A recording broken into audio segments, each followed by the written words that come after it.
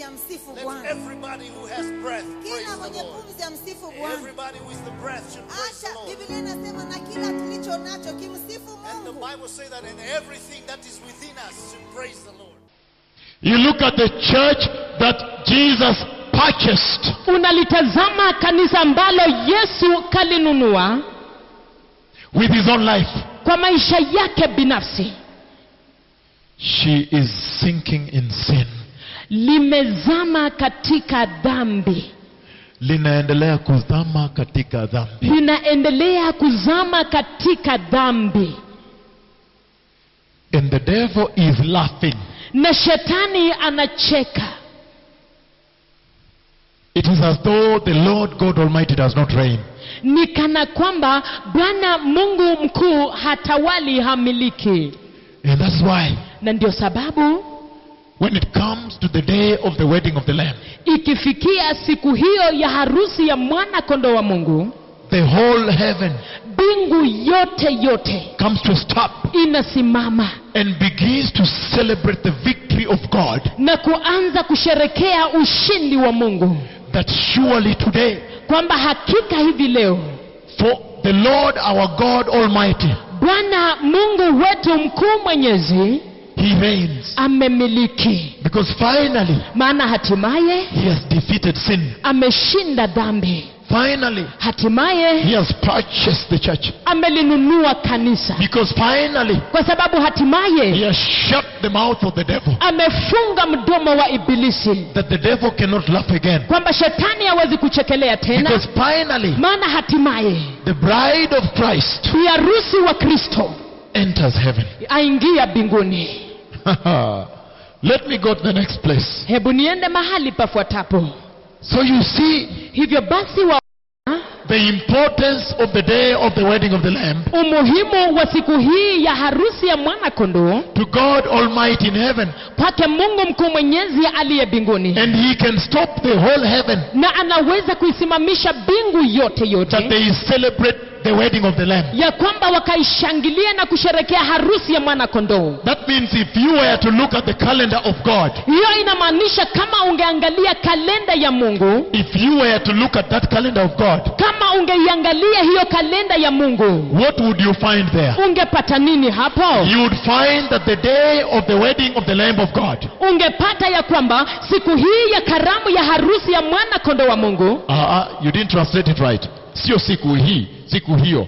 You will find that on the day of the wedding of the Lamb of God, utapata ya kwamba siku hiyo ya karamu ya harusi ya mwana kondoo wa Mungu, it is marked, imewekwa alama, as the most important day in heaven and on the earth.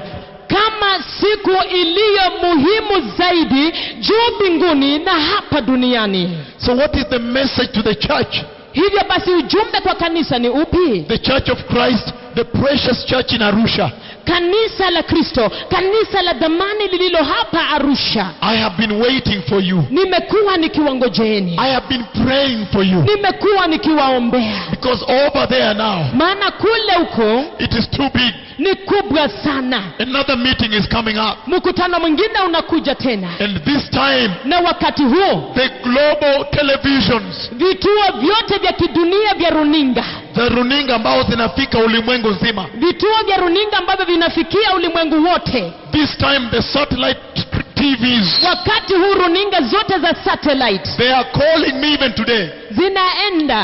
Zinanipigia simu hapa leo. Pigia simu hapa leo. When is that meeting we want to come? Huo mkutano ni walini tunataka tukuje? This time even the global Christian television is coming. Wakati huo hata ile runinga ya Kikristo ya kiduniani kote inakuja. Even the other global secular TVs have told me they must be there. Hata zile runinga za kidunia za kitaifa wameniambia kwamba wanakuja. It is too big on the other side. Ni kubwa sana upande ule mwingine. But it started just like this. Lakini ilianza vivi hivi tu. It started just like this. Ilianza vivi hivi tu. And I told them, nikawaambia, if you will catch this, iwapo mtashika haya, you have revival. mnao uvivio. I told them, Niliwaambia, if you will catch this, iwapo mtanyaka haya, then you need to destroy the walls of the church. basi mtabidi kubomoa kuta za kanisa.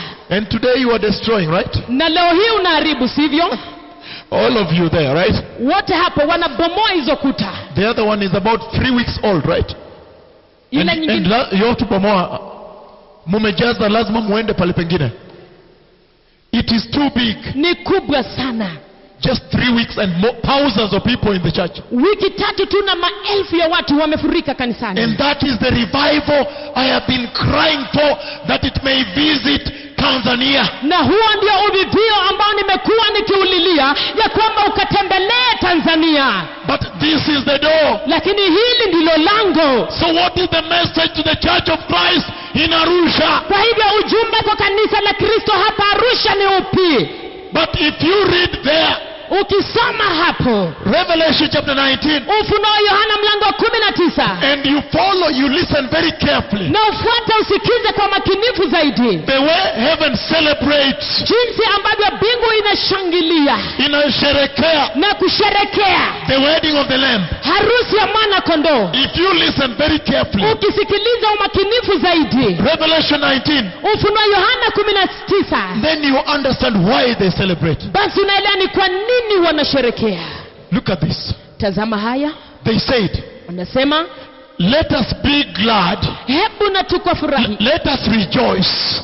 hebu tushangilie, Again, let us rejoice hebu tufurahie and be glad na tukashangilie and give him glory. na tukampe utukufu wake, For the wedding of the Lamb has come, kwa sababu harusi ya mwana kondoo imekuja. which means Kumaanisha that is the day hiyo ndiyo siku when the Lamb of God ambapo mwana kondoo wa Mungu is glorified. anatukuzwa. That is the day Hiyo ndiyo siku when the Father of Christ ambapo Baba wa Kristo is glorified. anatukuzwa. He is told, anaambiwa, Anaambiwa, thank you for bringing Jesus. asante kwa kumleta Yesu. Finally we made it. Hatimaye tumefanikiwa. You were wise Wewe ni wa hekima that you sent Jesus. kwamba ulimtuma Yesu. Finally we made it. Hatimaye tumefika, That give him glory. kwamba mpe utukufu wake. And if you listen very, very carefully, Na ukisikiliza umakinifu zaidi, the reason they celebrate, sababu inafanya wanashangilia, the most important reason, jambo ambalo la muhimu zaidi, and the message to you, na ujumbe ulio kwako wewe, the reason they celebrate sababu inayofanya washerekee is because for the bride of Christ has finally made herself ready. ni kwamba hatimaye bi harusi wa Kristo amejiweka tayari. That is the reason they celebrate. Hiyo ndiyo sababu inafanya wanasherekea, That finally kwamba hatimaye the bride of Christ is ready. bi harusi wa Kristo yu tayari. You are the bride of Christ. Wewe ndiye bi harusi wa Kristo. So that is the message I brought. Hiyo ndio ujumbe ambao nimeleta. Basi So you already see the message. kwamba tayari waweza ona ujumbe. The message I brought you Ujumbe naliowaletea is a message of purification. ni ujumbe wa utakaso, Is a message of the purity of the church. ni ujumbe wa utakaso wa kanisa, It's a message of return. ni ujumbe wa kurudi, Wakurejea, kurudi. ujumbe wa kurejea, It's a message of let us return to the Lord. ni ujumbe wa hebu tukamrejelee Bwana wetu, Because time is over. kwa sababu wakati umekwisha. The Bible says Biblia inasema nobody knows the hour. hakuna yeyote aijuaye saa. Matthew 24:36. Mathayo 24 mstari wa 36. I am jumping ahead of myself. Naruka mbele yangu. Matthew 24:36. Mathayo 24 mstari wa 36. This is what he says. Hivi ndivyo asemavyo. Matthew 24:36. Mathayo mtakatifu mlango ni wa 24 mstari wa 36.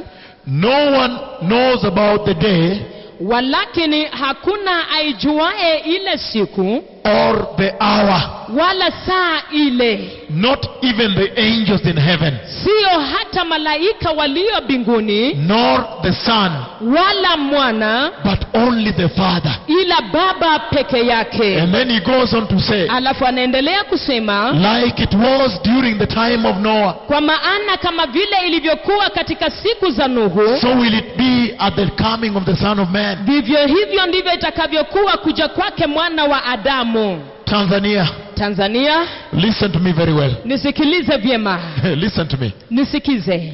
That when the bride of Christ, Ya kwamba wakati biharusi wa Kristo, which is the church of Christ, ambao ni kanisa la Kristo, that when the bride of Christ makes herself ready, ya kwamba wakati biharusi wa Kristo anapojiweka tayari, when she is ready, wakati amejiweka tayari, heaven comes to a stop mbingu inasimama and celebrates. na kusherehekea. Hallelujah! Haleluya! Our Lord God Almighty reigns. Bwana Mungu wetu amemiliki. Heaven celebrates Mbingu yasherehekea when the church is ready. wakati kanisa li tayari. But how does heaven know that the church is ready? Lakini je, mbingu yajuaje kwamba kanisa li tayari? Fine linen, Kitani nzuri, bright and clean, safi na ing'arayo, has been given her to wear. amepewa yeye kuvalia. I like in Spanish, Naipenda katika lugha ya Uspaniola. because Spanish they say lino fino, fine linen, Vinasema lino fino, lino fino, which is fine linen. ambao ni kitani nzuri, And when it comes to bright, they say resplandeciente. na ikifika pale pa kung'aa inasema resplandeciente. Yes, resplandeciente. Resplandeciente, Which means kumaanisha radiating. inang'aa, Sio tu hata kung'ara, ina irradiate. inaangaza, Inaangaza. inaangaza, Imeng'ara kiwango ambapo sasa inaangaza. imeng'ara kiasi cha kwamba sasa inaangaza. That is the reason heaven knows that, look, the church is now ready. Hiyo ndio sababu inayofanya mbingu inajua kwamba sasa tazama, kanisa limejiweka tayari. When finally the church Wakati hatimaye kanisa will wear the fine linen. litavalia kitani nzuri. And the Bible says Na Biblia yasema that the fine linen ya kwamba kitani nzuri is the righteousness of the church, ndiyo haki ya kanisa, which means the holiness of the saints. kumaanisha utakatifu wa wateule.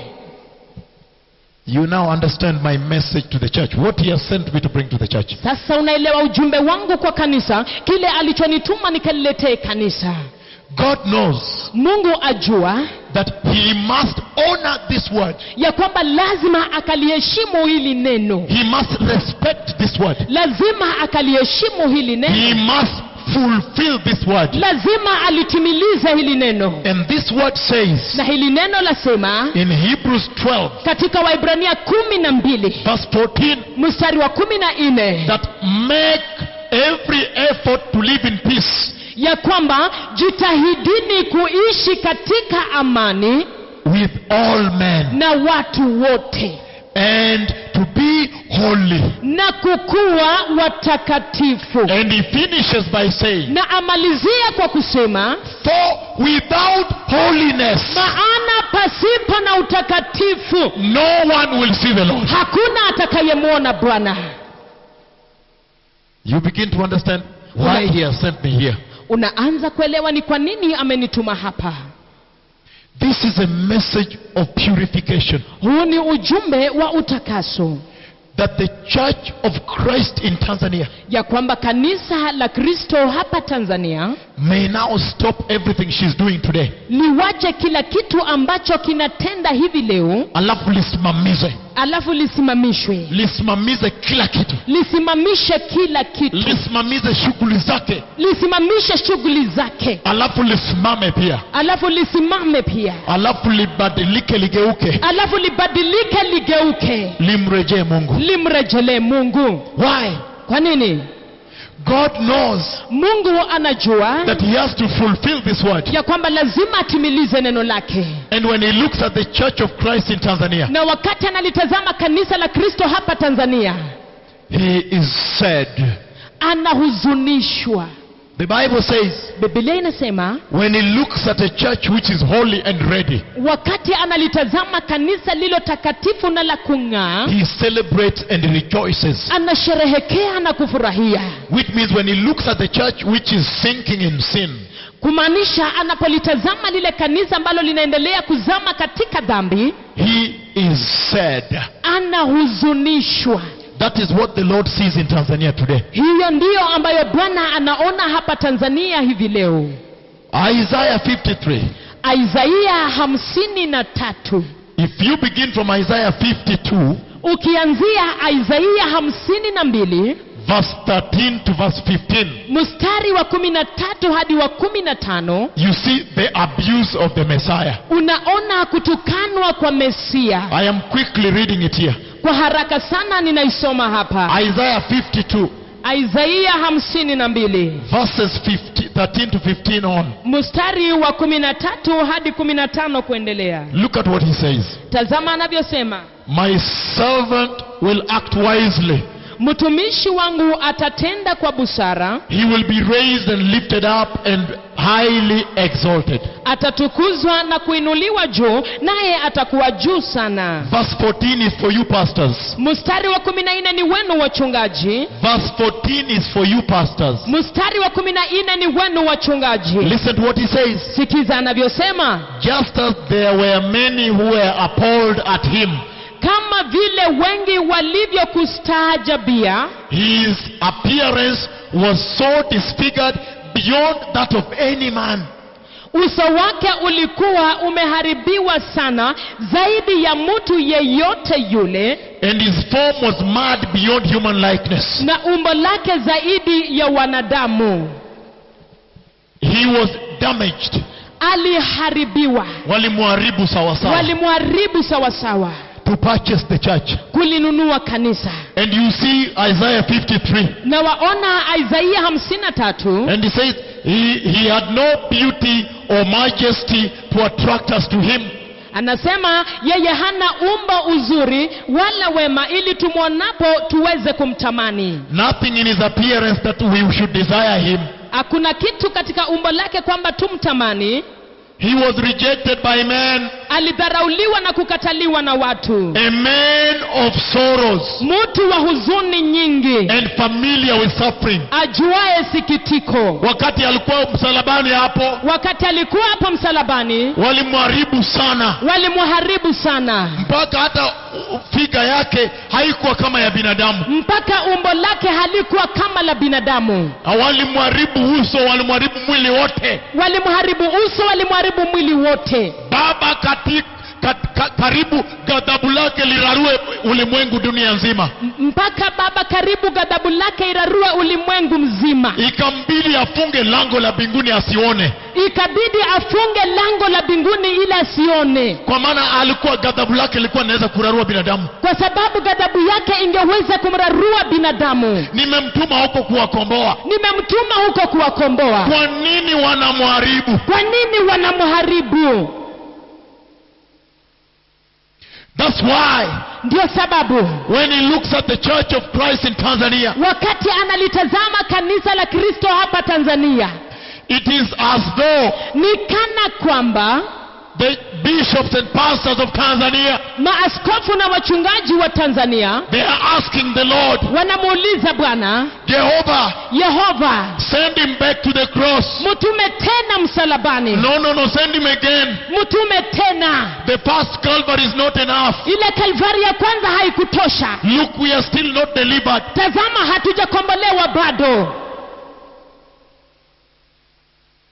Ni kana kwamba nyinyi wachungaji wa Mungu Tanzania, Ni kana kwamba nyinyi wachungaji wa Mungu Tanzania mnamsihi Mungu, mnamsihi Mungu, mnamwambia ya kwamba ile Kalvari ya kwanza haikuwatoshelea, haikuwatosha. mnamwambia kwamba ile Kalvari ya kwanza haikuwatosha. The church is not delivered. Kanisa halijakombolewa. That is the church I found in Kenya. Hilo ndilo kanisa nililolipata Kenya. That is the church I found in Chile. Hilo ndilo kanisa nililolipata Chile. That is the one I saw in Canada. Na ni hilo nililoliona kule Canada. Even France and Germany. Hata Ufaransa na Ujerumani. A church like Tanzania. Kanisa kama Tanzania. They say no, lazima ataenda tena, hataenda. Lazima, utamrudisha lazima. Wanasema lazima utamrudisha tena. Kwa nini hamujaoshwa na damu la Yesu? Kwa nini hamujaoshwa na damu ya Yesu? Kwa nini hamujavaa kitani nzuri la kung'arisha, la kumetameta, la utukufu, la uokovu, la kung'arisha, la Mungu? Kwa nini hamjavaa kitani nzuri inayong'aa ya wokovu, ya utakatifu, ya Mungu? Why? Kwa nini? Yesterday in the dream he talked to me about this church. Jana katika ndoto alinenea kulihusu hili kanisa. The Church of Christ in Arusha. Kanisa la Kristo hapa Arusha. Which means Tanzania. Inamaanisha Tanzania. And I saw na nikaona sexual sin. Dhambi ya ngono na zinaa. Yesterday at night. Jana usiku. Today in the morning. Asubuhi ya leo. Ilikuwa leo asubuhi kama maybe about 2 o'clock like this, 2 in the morning. Ilikuwa yapata saa 8 za asubuhi kuamkia leo. And he showed me na akanionyesha the Church of Christ in Tanzania.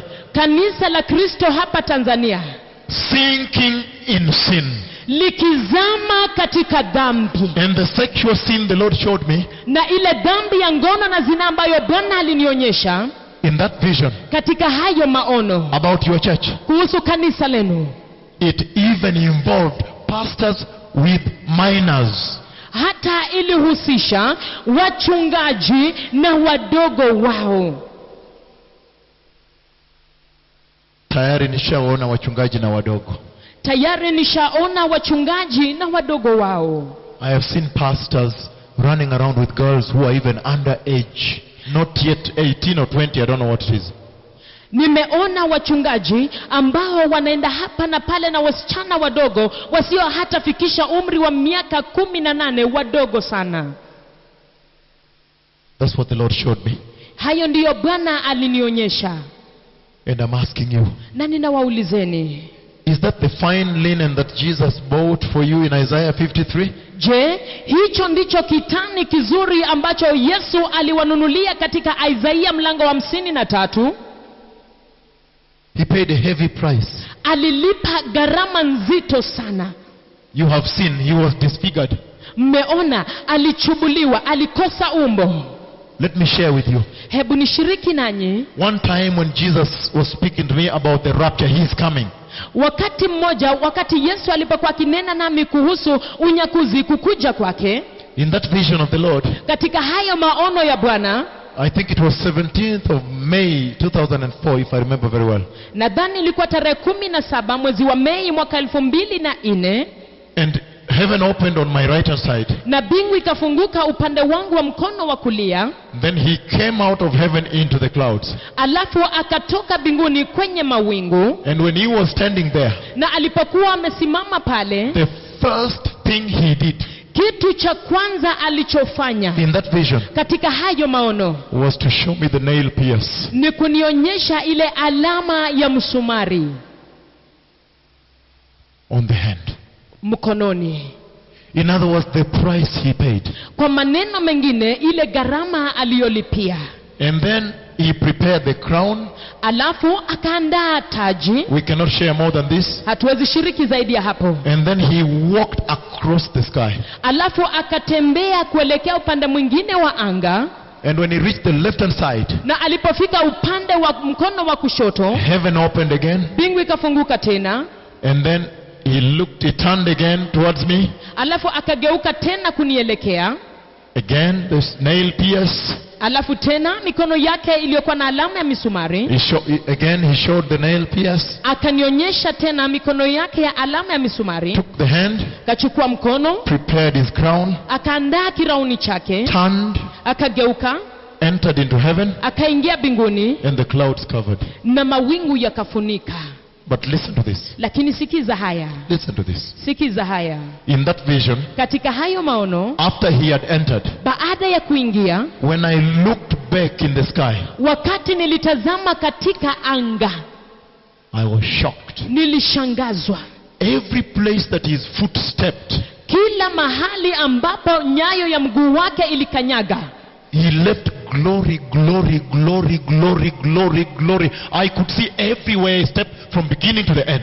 aliwacha utukufu, utukufu, utukufu, utukufu. Ningeweza kuona kila mahali alipokanyaga nyayo ya mguu yake tangia mwanzo mpaka mwisho. Now I understand. Sasa naelewa. The King of glory, Mfalme wa utukufu, he brought his glorious feet, alileta utukufu wake, miguu zake za utukufu, alileta miguu zake za utukufu kwenye barabara zetu za tope, za matope, kwenye barabara zetu za matope, kwenye mabarabara zetu za vumbi na takataka na ghasia. kwenye mabarabara zetu za vumbi na takataka na ghasia. Alileta miguu zake za utukufu, Alileta miguu zake za utukufu, akatembea kwenye manjia zetu ambazo zina matope.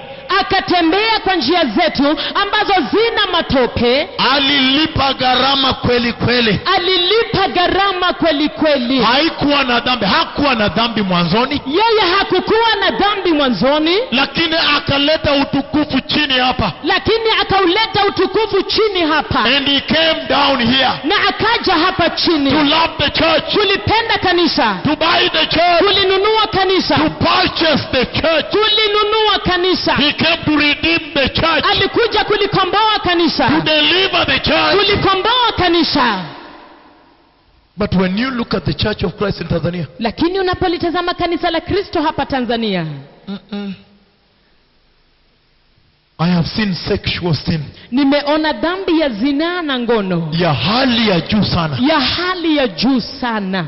Today is important, Leo ni muhimu sana, most important, muhimu kweli kweli. because when we come to the big meetings in the open, Wakati tunapokuja hiyo mikutano mikubwa ya hadharani, the Lord begins to heal people. Bwana anaanza kuwaponya watu, The glory falls down. utukufu unashuka chini, The physical presence of God begins to touch people. uwepo halisia wa Mungu unaanza kuwaguza watu. Vipofu wanaona visiwi, Vipofu wanasikia, wanaona, viziwi viwete wanasikia, wanatembea. viwete wanatembea.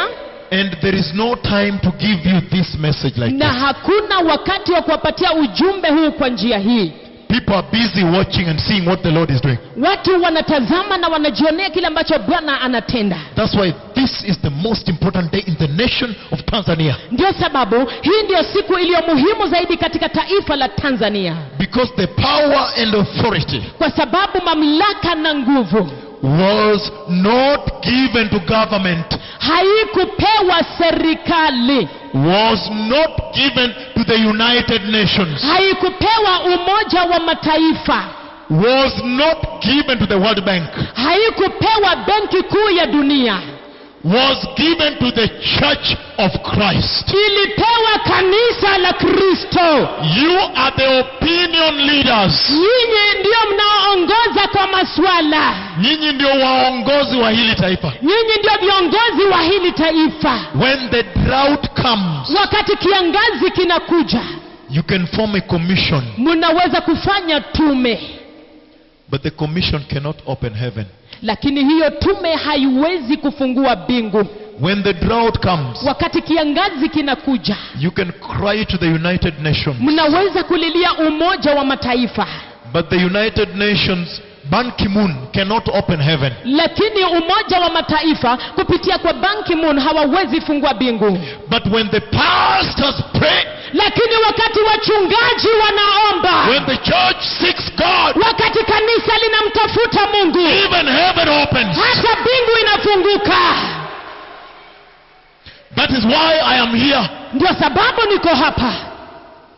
But when he looks at the church, Lakini anapolitazama kanisa Tanzania, Tanzania, oh, You got, every time you receive the Lord, each one is given a free wedding gown.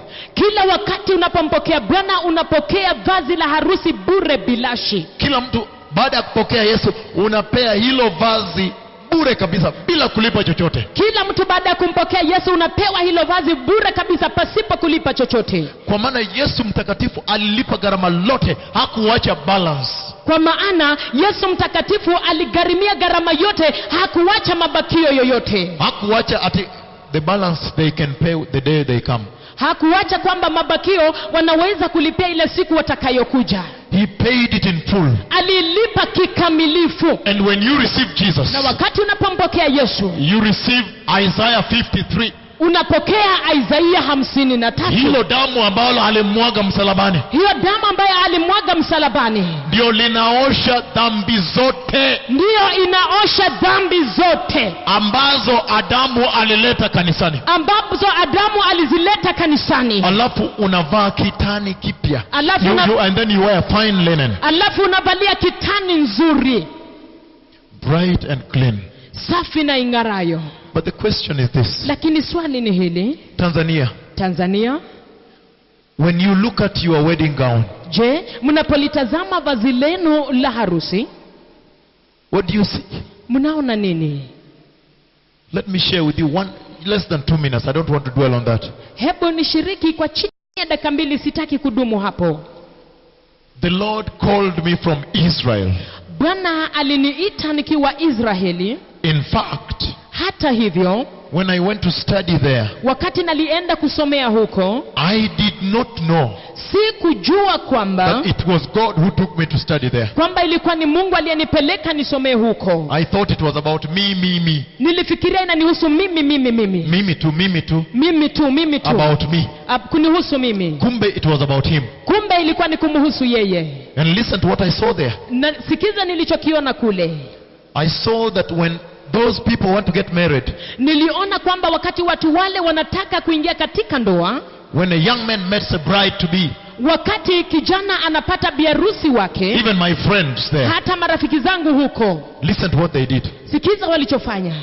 They had a small covenant, Walikuwa na agano kidogo, and then they went to the parents and they drank from the same glass of wine. alafu wakaenda kwa wazazi na wakakunywa toka bilauri moja ya divai. And that is what Jesus did at the Last Supper. We don't have time to go there. Na hivyo ndivyo Yesu alivyofanya katika ile meza ya Bwana, hatuhitaji kwenda pale. But listen to this. Lakini sikiza haya. Beginning that day, Tangia siku hiyo, the bride, biharusi, the woman, the girl, yule mwanamke au msichana, she does not know the day of the wedding. yeye hajui siku ya harusi. But listen to what she does. Lakini sikiza anavyofanya.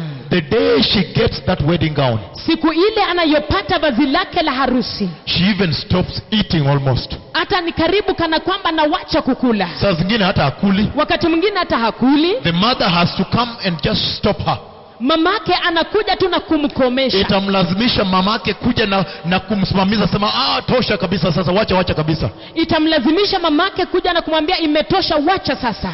Because she stands at the mirror, Kwa sababu anasimama kwenye kioo with the wedding gown na vazi hilo la harusi every day, kila siku, and checking na kuiangalia and telling the mom, na kuambia mamake, mama, why is it that today I feel this gown is not clean enough? kwa nini leo ninahisi kana kwamba hili vazi si safi ya kutosha? Every day, Kila siku, mama, why is it that I feel I look as if I'm fat? mama, kwa nini leo nakaa kana kwamba nimenenepa kidogo? Nimenona. Sijui kama nitafit, inanifit vizuri kweli? Sijui kama inaniingia vizuri. Je, inaniingia vizuri? Standing by the mirror, anasimama kwenye kioo on a daily basis, siku baada ya siku, and she sees a small dot, na akiona kuna doa lolote, even if she sees you know the way you see a uzi inatoka kidogo, uzi moja hivi, unaona hata jinsi unavyoona uzi umechomoka kidogo hivi, akiona hiyo inamsumbua sana. Akiona hiyo inamsumbua sana. Akiona kwa kioo, akiona hiyo uzi kwa kioo, anasema anakata, anatengeneza na pasi, anapiga na pasi, anakata, anapiga na pasi, anainyorosha. Na sisi kanisa, je? Na je, sisi kanisa, kioo letu ni hili? Kioo yetu ni hii. Our mirror is this. Kioo chetu ni hiki. Have you stood by this mirror? Je, umesimama kwenye hiki kioo? Have you stood by this mirror Je, umesimama kwenye hiki kioo on a daily basis? siku baada ya siku? If you use the Bible Ukitumia Biblia as your mirror, kama kioo chako, if you use the Bible ukitumia Biblia yako as your mirror, kama kioo chako, then you will be able to see basi utaweza kuona everything kila kitu that is a stain. ambacho ni doa. You will be able to see Utaweza kuona everything that is not right. kila kitu kisichokuwa sawa.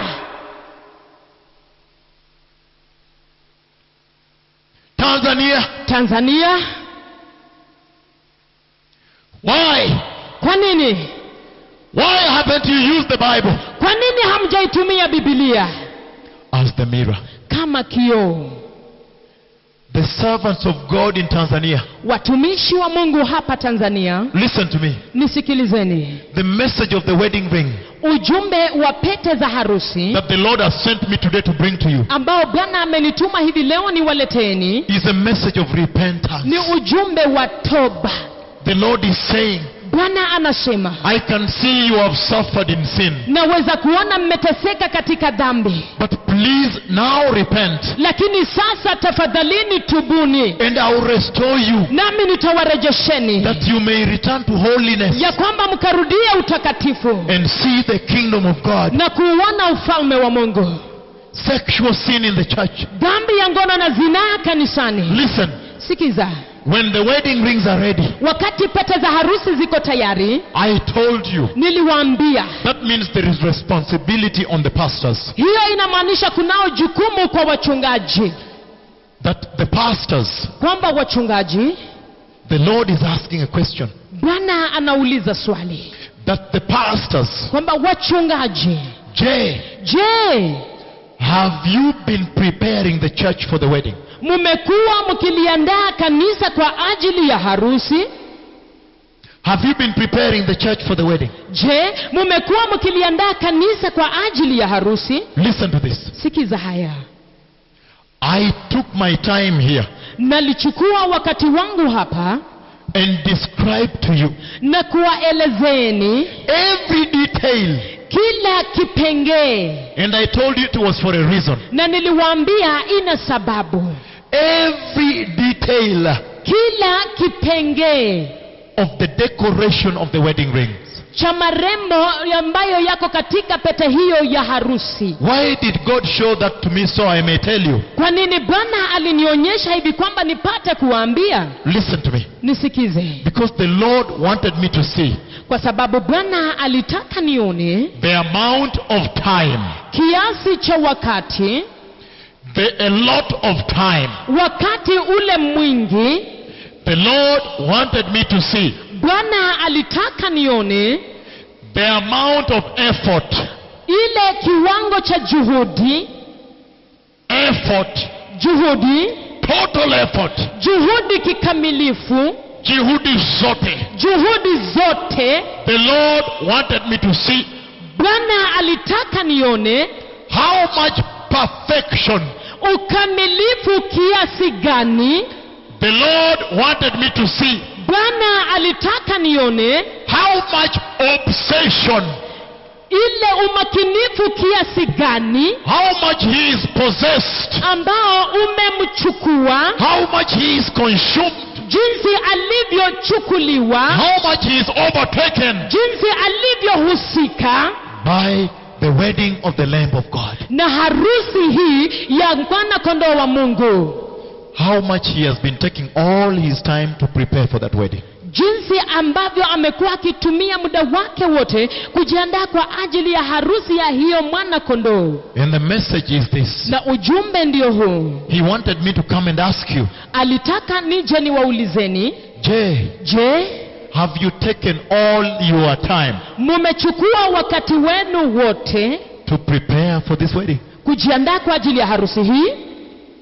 Has the Church of Christ in Tanzania Je, kanisa la Kristo hapa Tanzania taken all its effort, limechukua juhudi zake zote, all its time, wakati wake wote, and became consumed with this wedding. na kuteketezwa katika shughuli za harusi hii. Has the Church of Christ in Tanzania Je, kanisa la Kristo hapa Tanzania been consumed by this wedding? limeteketezwa na shughuli za harusi hii? Has the Church of Christ in Tanzania Je, kanisa la Kristo hapa Tanzania been absorbed, limechukuliwa umakinifu wake, overtaken limechukuliwa mbele by preparing for the wedding of the Lamb? kwa kujiandaa kwa ajili ya harusi ya mwana kondoo?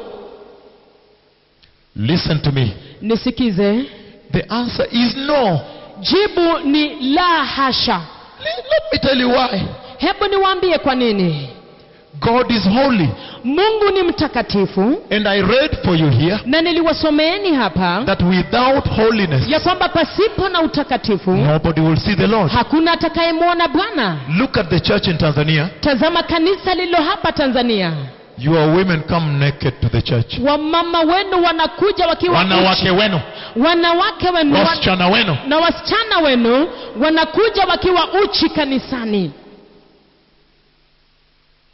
with masliti.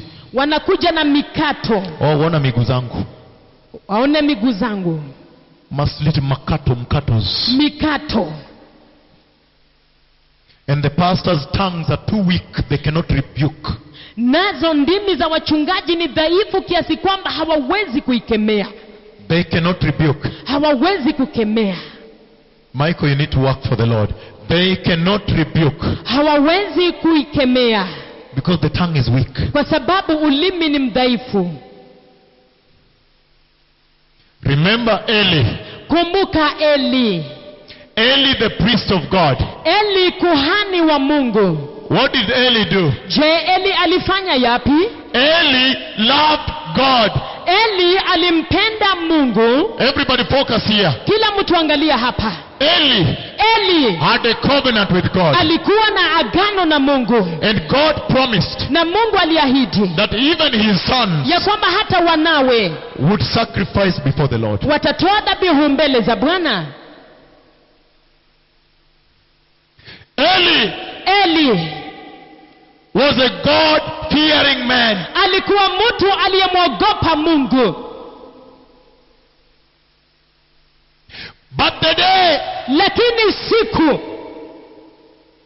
when Eli ambapo Eli refused, alikataa, rejected, alikataa, the day siku when Eli ambapo Eli refused to rebuke sexual sin, alikataa kukemea dhambi ya ngono na zinaa, God Almighty Mungu mkuu mwenyezi killed those people who were sexually immoral at the door. aliwaua wale watu waliokuwa katika dhambi ya ngono na zinaa katika mlango, And killed Eli also. na kumuua naye Eli pia.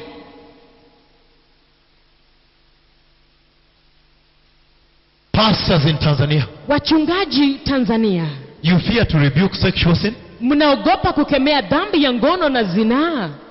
You preach a gospel that pleases men. Mnahubiri injili inayowapendeza wanadamu. One of the big stains on the wedding gown in Tanzania, in the Church of Christ in Tanzania, Mojawapo ya doa kubwa kabisa sugu katika vazi la harusi la kanisa la Kristo hapa Tanzania is sexual sin. ni dhambi ya ngono na zinaa. And God has sent me Na Bwana amenituma to ask you to go into a national repentance. kuwauliza muingie katika toba ya kitaifa. And it must start with the church. Na lazima ianze na kanisa. Because the church is the vessel Maana kanisa ndicho chombo cha uvivio. cha uvivio. If the church does not repent, Iwapo kanisa halitubu, there is no revival. hakuna uvivio.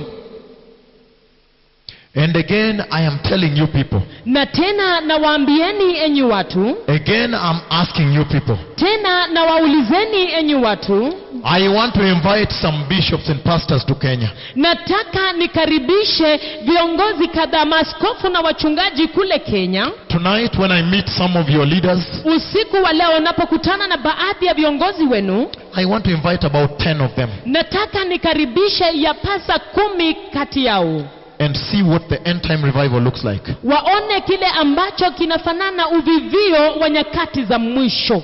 He already showed me the meeting coming to Kenya. Tayari amekwisha nionyesha mkutano ujao Kenya.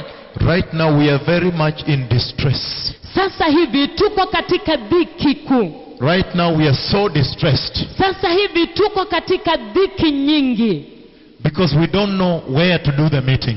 kwa sababu hatujui ni wapi tutafanyia huo mkutano. Hakuna nafasi ya kuweka watu karibu 3 watakuja. Hakuna nafasi ya kuweka watu karibu 3 watakuja. You did not hear me. You did not hear me. Hamkunisikia. 1 million people is too much. 1,000,000 ya watu ni wengi sana. We could not even have enough sound system to reach the end. Hatukukuwa hata na mitambo ya kupaza sauti ya kutosha kufikia miisho. But this time is going to be more than 2 million. Lakini sasa wakati huu inaenda kwa zaidi ya 2,000,000. Tanzania, don't miss the end time revival. Tanzania, msikose uvivio wa nyakati za mwisho. Millions of people lift up their hands and receive Jesus of Nazareth. Mamilioni ya watu huinua mikono yao juu na kumpokea Yesu wa Nazareti. But first, Lakini kwanza the pastors and the bishops in Tanzania must repent. wachungaji na maaskofu walio Tanzania lazima watubu. Tanzania, Tanzania, I know you have brought here some false prophets. najua mmewaleta hapa manabii wa uongo. You have brought a lot of false prophets here Mmewaleta manabii wa uongo sana hapa in your country here. katika nchi yenu hapa. Do you know what they have told you? Je, mnajua yale waliowaambieni? Kimbia na pesa weka kwa miguu za mtume. Kimbia. The apostle. Kimbia na hizo pesa weka katika miguu ya mtume. They have lied. Wamewadanganya. They have defiled God. Wamemnajisi Mungu. They have spoiled for Jesus. Wamemharibia Yesu. They have come here Wamekuja hapa and they have preached a gospel of prosperity na wamehubiri injili ya ufanisi which has no holiness, ambayo haina utakatifu katu, which has no power, ambayo haina nguvu zozote. and they harvest your offerings. Alafu wanavuna sadaka zenu. Mfuko inajaa, anapiga moto, anaenda kabisa. Mfuko inajaa, anaenda kabisa. You have brought here prophets of the world Mumeleta hapa manabii wa kidunia who have not told you that God is holy. ambao hawajawaambia kwamba Mungu ni mtakatifu. But today, Lakini leo I am here to tell you niko hapa kuambieni that without holiness, kwamba pasipo utakatifu you will not see the Lord. hamutamuona Bwana. Today, Leo I am here to tell you niko hapa kuambia that God is holy. kwamba Mungu ni mtakatifu. Today, Leo I'm here to tell you niko hapa kuambia that revival kwamba uvivio is at the door. upo mlangoni. Tanzania, Tanzania, one of your false prophets you brought recently, mojawapo wa manabii wenu wa uongo mliyemleta hivi karibuni, they charge, wanaitisha pesa. wanalipisha mlangoni hapo Wanalipisha pesa mlangoni hapo ndio watu waingie kuponywa ndio watu waingie kuponywa na kusikiza neno la Yesu. na kusikiliza neno la Yesu. Wakamuuliza, kwa nini una charge? Wakamuuliza, kwa nini unalipisha pesa? They asked him, why are you charging? Wakamuuliza, kwa nini unalipisha pesa? He said, no, there's nothing for free these days. Akasema, la, hamna kitu cha bure chochote siku hizi. And he said, Na akasema, Tanzania, prepare 600 million shillings first before I come. Tanzania, andaeni shilingi milioni 600 kwanza kabla nije.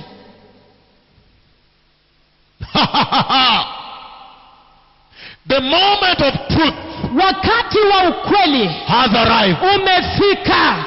He said, Alisema, that prepare 600 million shillings. kwamba andaeni milioni 600. Nione kabisa niangalie account, niangalie nipate imeingia. Niangalie kwenye hazina ya akaunti nione zimeingia.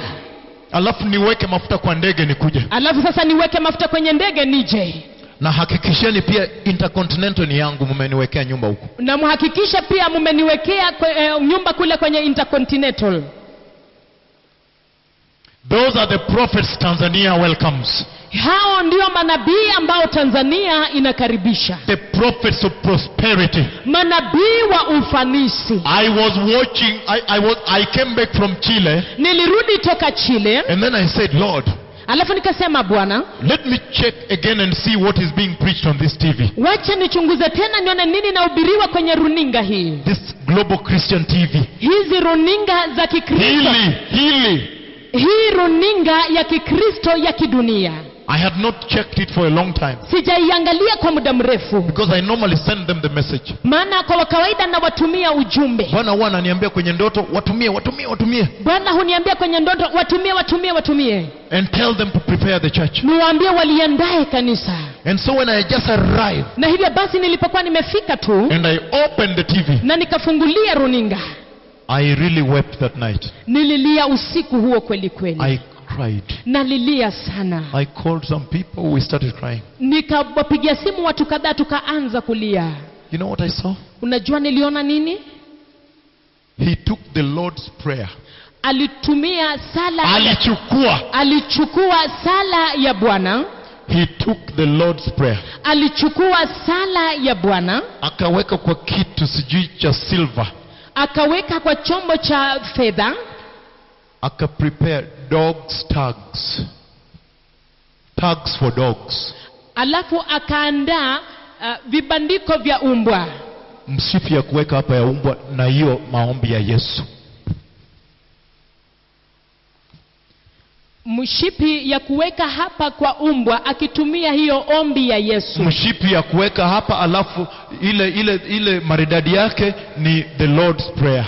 Ile mshipi ya kumwekea umbwa hapa shingoni na maridadi yake ni hilo ombi la Yesu. Nikazima runinga mara moja. Ikanirarua moyo. How can you take the Lord's prayer? Unawezaje kuchukua ombi la Bwana and make it a dog tag na uifanyie kibandiko cha shingoni cha umbwa? Tanzania. What is wrong? Nini mbaya? Why haven't you used this mirror here? Ni kwa nini hatujatumia kioo hii hapa? Hamujatumia. Kwa nini hamujatumia kioo hiki hapa? Why haven't you used the Bible as the mirror? Kwa nini hamjaitumia Biblia kama kioo? Tanzania. What is wrong? Ni nini kibaya? And time is over. Na wakati umekwisha. Tangu lini? When? Tangu lini? Did the Lord send somebody to you? Bwana akatuma mtu kwenu. And then he charges you. Alafu anawatoza pesa. Did Jeremiah charge? Je, Yeremia aliitisha pesa? Did Isaiah charge? Je, Isaiah aliitisha pesa? Did Malachi charge? Je, Malaki aliitisha pesa? Did Amos say, please put some 600 million in my account first? Je, Amosi alisema muweke milioni 600 kwenye hazina ya akaunti yangu kwanza? How about Ezekiel? Na je, Ezekieli naye? How much money did he ask Israel to put in his account? Aliuliza Israeli waweke pesa kiasi gani kwenye hazina ya akaunti yake? What is wrong with you pastors in Tanzania? Ni nini mbaya na nyinyi wachungaji hapa Tanzania? Just next door. Hapa tu karibuni. Tena many of you have come to those meetings. Tena wengine wenyu mmeikujia hiyo mikutano. There is a big revival here. Kuna uvivio mkubwa hapa. The real revival, the true revival of God. Uvivio halisia, uvivio wa kweli wa Mungu.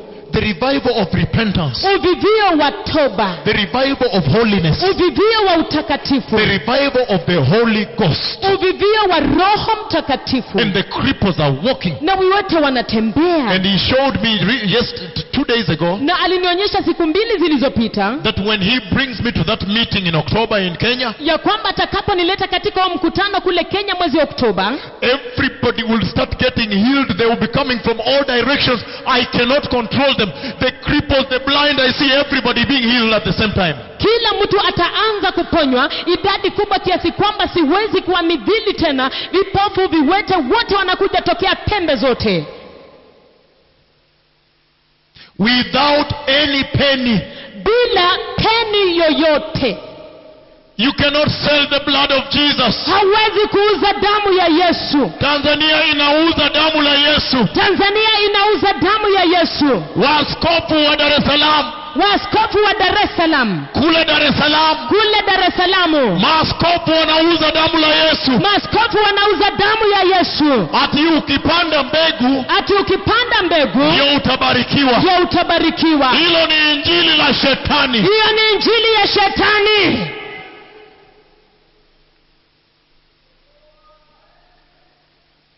Kwa nini mmepoteza Biblia zenu? Kwa nini mmepoteza Biblia zenu? Simnunue zingine. Simnunue zingine. Biblia zenu zimepotea, si ndio? Biblia zenu zimepotea, sivyo? Sidhani mna mabiblia. Sidhani mnazo Biblia. Kwa maana kama una Biblia, maana kama unayo Biblia, lazima itakuelekeza. Lazima itakuelekeza. Lazima itakupatia hekima. Lazima itakupatia hekima. Na utajua. Na utajua. Hatuwezi kuuza miujiza. Hatuwezi kuuza miujiza. Mumeuza sana. Mmeuza sana. Lakini sasa ameniambia pete za harusi zi tayari. Pete za harusi zi tayari. Wakati umekwisha. Wakati umekwisha. Wakati umefika. Wakati umefika. Wakujitazama, jiangalia. Wakujitazama na kujiangalia. Je, vazi langu? Je, vazi langu? Is it fine linen? Je, ni kitani nzuri? Where is time for that money? Je, wakati wa hizo pesa uwapi? The love of money. Kupenda pesa. Praise the Lord. Bwana asifiwe.